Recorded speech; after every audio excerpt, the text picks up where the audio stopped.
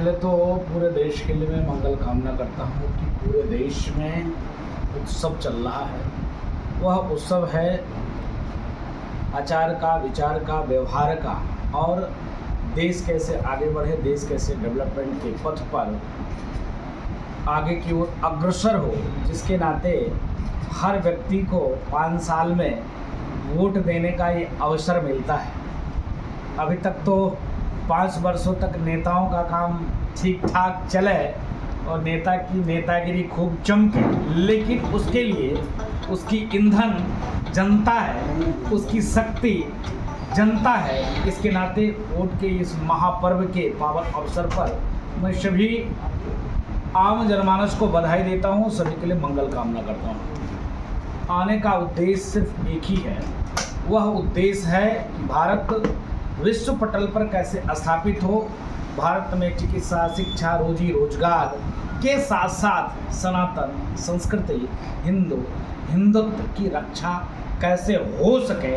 इसके नाते यह दौरा हमारा 17वां राज्य है और हम 17 राज्य लगातार चले हैं और एक राज्य में 3 लोकसभा, 4 लोकसभा, 5 लोकसभा, 2 लोकसभा, इससे कम हमारा दौरा नहीं हुआ है। तो आज गाजीपुर, घोसी आसपास के जो भी मतदाता बंधु हैं उनसे अपील करने के लिए, निवेदन करने के लिए आना हुआ है। अशोक भैया हैं, मनोज भैया हैं, इन दोनों को साधुवाद है, आभार है। मैंने निवेदन किया था जिनके लिए आप वोट करने आए हैं, वोट की अपील करने आए हैं, उनके पिताजी ने अभी कल एक बयान दिया है कि महारानियों का ऑपरेशन करा दिया गया है, अब राजा पैदा नहीं होंगे, अब ईवीएम से राजा पैदा होंगे। उन्होंने कौन गलत कहा? उन्होंने सही कहा। पहले राजा और महाराजा ही राजा होते थे।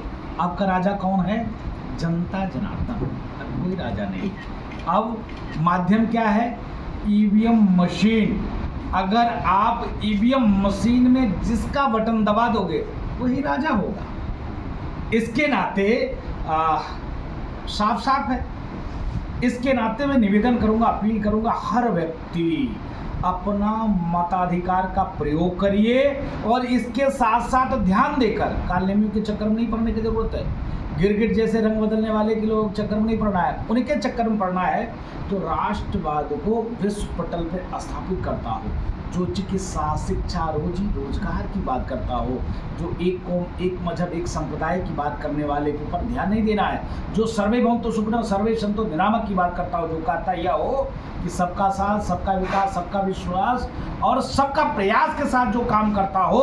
देश के यशस्वी प्रधानमंत्री माननीय नरेंद्र मोदी जी, उत्तर प्रदेश के यशस्वी मुख्यमंत्री योगी आदित्यनाथ जी महाराज, उन्होंने एक भी प्रकार का भेदभाव नहीं किया। एक संत होने के नाते, एक साधु होने के नाते उनको तो भेदभाव करना चाहिए था। पहले आपने देखा होगा, पहले के माननीय पूर्व मुख्यमंत्री जी सिर्फ एक कौम, एक मजहब, एक संप्रदाय की बात करते थे, लेकिन नहीं, योगी आदित्यनाथ जी महाराज सबके लिए कार्य करते हैं। आप किसके लिए वोट मांग रहे हो? ओम प्रकाश राजभर के लिए, बीजेपी के लिए? मैं राष्ट्र के लिए, सनातन के लिए, संस्कृति के लिए, हिंदू के लिए, हिंदुत्व के लिए, दंगा मुक्ति के लिए, अपराधी ऊपर पहुंच जाए इसके लिए हम वोट मांगने आए हैं। आप समझ सकते हो? महाराज जी, ईवीएम से अगर राजा निकलेगा तो वो जनता की सेवा करेगा कि राज करेगा? देखिए, उनके कहने का भाव दूसरा था, अर्थ हम जो भी जाके रही भावना। जैसे आप क्योंकि पत्रकार हैं, पत्रकार का काम है कि ठीक से नेताओं को ठीक करना और ऐसे ठीक करना कि उनकी बुद्धि सही हो जाए। तो आप बुद्धि सही करने में लगे हुए हो,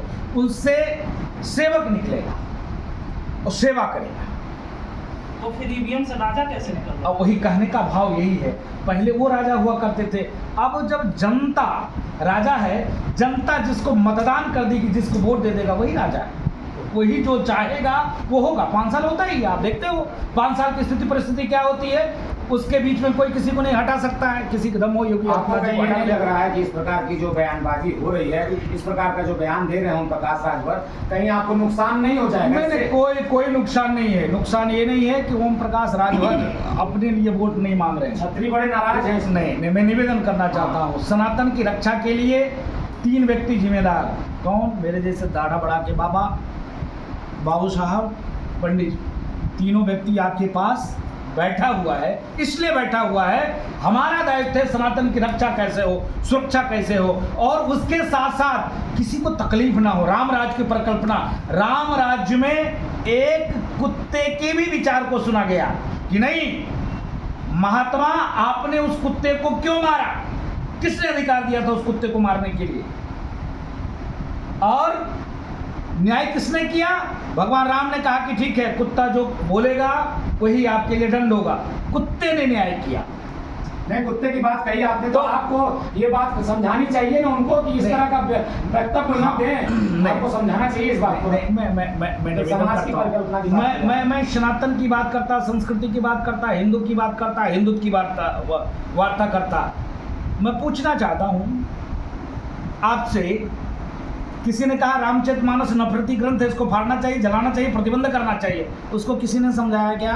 किसी ने कहा भारत के संसाधन पे पहला हक एक ही कौम का है, किसी ने समझाया क्या? किसी ने कहा कि राम मंदिर में द्रौपदी मुर्मू जी चली गई, अब तो उसको धुलना पड़ेगा, किसी ने समझाया क्या? जनता ने समझा दिया ना। हाँ, तो इसके नाते में निवेदन, इसके नाते में निवेदन करना चाहता हूँ कि एक ही हमारा नेता है नरेंद्र मोदी, बाकी कोई नहीं, बाकी सब बेकार है। अगर यही सांसद विधायक की स्थिति होती तो अपने बल पे चुनाव लड़ते। एक ही चेहरा है देश में, देश के यशस्वी प्रधानमंत्री मोदी और दूसरा उत्तर प्रदेश के यशस्वी मुख्यमंत्री योगी आदित्यनाथ जी महाराज। यानी कि अगर खुद लड़ते हो प्रकाश यादव या लड़ाते अपने बेटे को तो जीत नहीं पाते। नहीं, ये मैं कैसे कह सकता हूँ, वो तो जनता तय करेगी, जनता तय करेगी। आपने कहा कि मोदी जी जनता, एक ही चेहरा मोदी, एक चेहरा मोदी, दूसरा कोई चेहरा नहीं। क्या चल रहा है पूरे देश में इस समय? मैं इसीलिए मैं आपको बताना चाहता हूं कि मैं 16 राज्य का चुनाव, एक एक लमसम स्टेट में 3, 4, 5, अधिकतर 5 लोकसभा तक मैं गया हूं, 2 लोकसभा से नीचे नहीं आया हूं। सब जगह एक ही स्थिति है, क्या? मोदी मोदी मोदी।